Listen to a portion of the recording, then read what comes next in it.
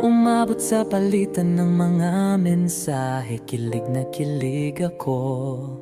Kumusta? Kain na? Hello, magandang umaga. Ingat ka, pahinga, huwag kang masyadong magpupuyat pa. Naramdaman ng puso na dahan-dahan akong nahuhulog sa'yo.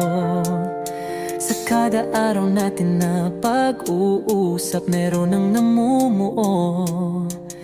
Hindi ko na alam kung ano ang patutunguhan.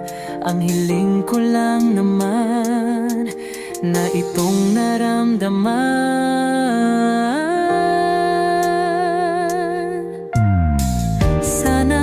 Sana naman ay mapagbigyan